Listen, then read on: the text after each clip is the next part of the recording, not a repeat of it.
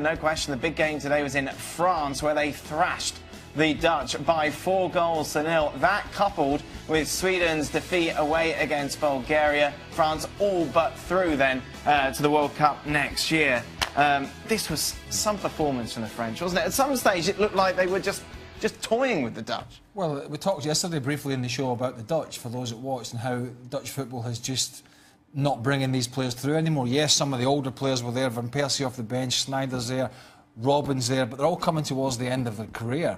Whilst the French, it's all young, dynamic, powerful players that are all playing at the top level, either in their own country or abroad. And after the disappointment of the Euros, where everybody thought they were going to win when they got to the final, they didn't. They've picked the baton up again, and Deschamps has arguably got one of the best squads, if not the best young squad in world football. I think one way that you can look at this is, while the Netherlands are featuring guys like Arjen Robben and Robin van Persie and Wesley Sneijder, in the French national team, there is no place for Karim Benzema. Yep. And as big a name as he is, and he plays for Real Madrid, and whatever differences he has with the manager, who are you going to take out of this team? Who are you going to take out to put Karim Benzema in? All of these guys, every time that somebody comes onto the field, they seem to make a difference. Mbappe comes off the bench and he looks like a world beater. Lemar all of a sudden scoring this sort of goals. And let's not even talk about Antoine Griezmann. There's talent everywhere. Paul Pogba, Kante.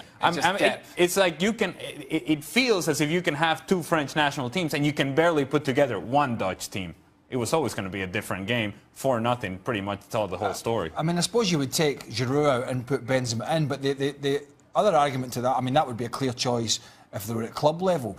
But in all fairness to Giroud, we hammer him playing for Arsenal, but his goal-scoring record for France is literally 1 and 2.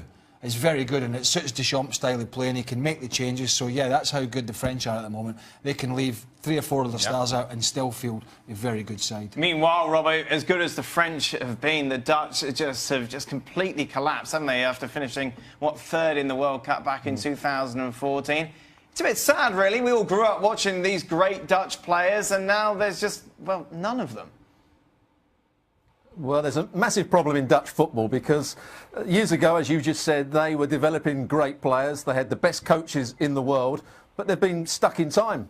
Their style of football is all about possession. In the games that I cover, most of their games, they have 75% possession.